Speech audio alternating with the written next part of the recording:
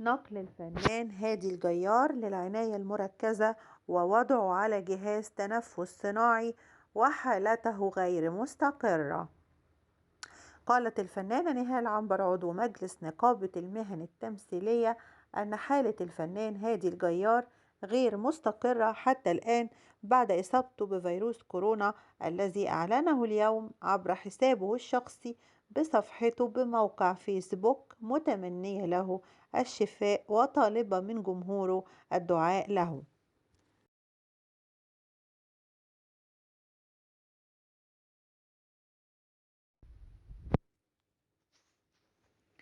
وأوضحت الفنانة نهال عنبر في تصريح خاص باليوم السابع أن الفنان هادي الجيار حالته غير مستقرة ويتواجد بمستشفى الهرم، وتم نقله منذ ساعتين إلى العناية المركزة ووضع على أجهزة التنفس الصناعي لمعاناته بمشاكل في التنفس.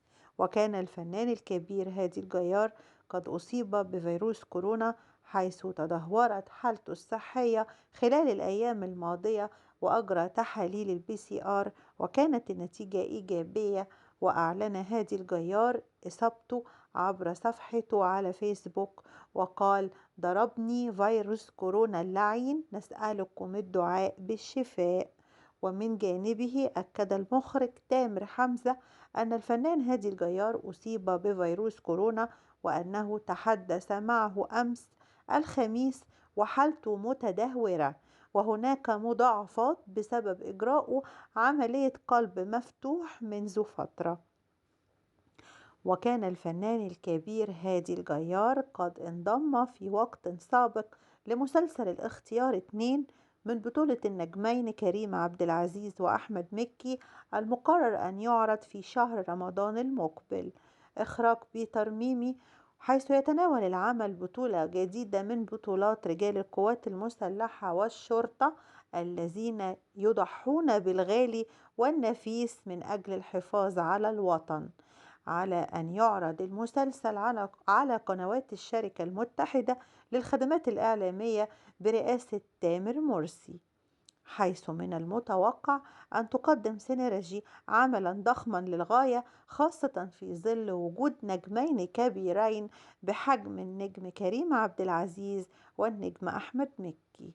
يذكر أن آخر أعمال هادي الجيار مسلسل شديد الخطورة من بطولة أحمد العوضي وحمزة العيلي وأحمد صيام وناهد رشدي وحسني شتا ومحمد الدقاق، ومن تأليف محمد سيد بشير.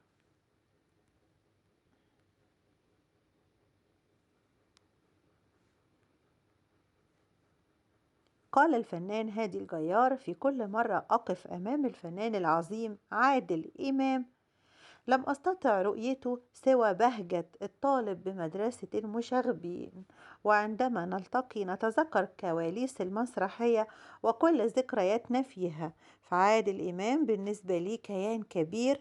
وأتذكر من كواليسنا في مسرحية مدرسة المشاغبين عندما ذهبنا لعرضها في دولة ليبيا، كان للجمهور الليبي لا يضحك أبدا على أي إفيه، وفي كل إفيه يقول الفنان عادل إمام ينظر إلي ويقول: هما ما بيضحكوش ليه؟ فكان مندهش جدا من الجمهور الليبي، ولكن أخذ الموضوع تحدي معه ولم يترك المسرح إلا بعد أن ضحك الجمهور الليبي. وأضاف الفنان هادي الجيار أثناء استضافته في برنامج مساء على DMC مع الإعلامي رامي رضوان على قناة DMC: مسرحية مدرسة المشاغبين تعرضت للكثير من الانتقادات منذ عرضناها بمدينة الإسكندرية، ولكن إذا شاهدها الناس بإمعان سيجدونها مسرحية هادفة جدا. ففي السبعينات كان هناك اختلاف في وجهات النظر بين الآباء والأبناء، فالشباب كان يناشد بالحريات، فأبطال المسرحية كان لكل منهم حلم خاص به لم يعترف به والدهم، ولكن عندما فهمتهم وأحست بهم المدرسة أحبوها. وعن الجيل الحالي قال: هذا الجيل ليس لديه صبر، ولا بد على الآباء أن يصلوا لتفكير أبنائهم، فأنا حاليا أحب أن أتحدث مع الشباب الصغير لمعرفة كيف يروا التمثيل من وجهة نظرهم، فهناك فرق بين جيلي والجيل الحالي، فأنا مثلا تجاربي كانت مع أساتذة عظماء مثل صلاح قابيل وعبد الرحمن أبو زهرة ومحمود الحديدي وأمينة رزق وهدى سلطان، وتعلمت منهم الكثير. لكن هذا الجيل قد وضع سور بين جيلنا وجيلهم، لا يريد أن يتعلم من الجيل القديم، ولكن لا نستطيع أن ننكر أن هذا الجيل أبسط منا. فزمان معنى المشهد كنا نقوم بإيصاله للجمهور عن طريق التركيز على بعض الجمل، ولكن هذا الجيل يركز على المشهد ككل، وهذه طريقة أسرع وأفضل، وأنا قد تعلمت منهم هذا. واسترسل تابعت في رمضان العديد من المسلسلات، منها مسلسل الاختيار الذي أعتبره عمل عبقري، فكل فريق العمل عبقري من مؤلف لمخرج لممثلين، فهي بالفعل كتيبة مشرفة. فكان هناك بعض المشاهد في المسلسل كنت أراها صعبة جدا، وأتساءل كيف قاموا بها من حيث التحضير والتصوير والملابس والتفجيرات. فهو عمل بالفعل عبقري. وشاهدت أيضا مسلسل ميت وش ومسلسل البرنس الذي بذل فيه مجهود كبير، فهذا الموسم كان معظم أعماله جيدة جدا.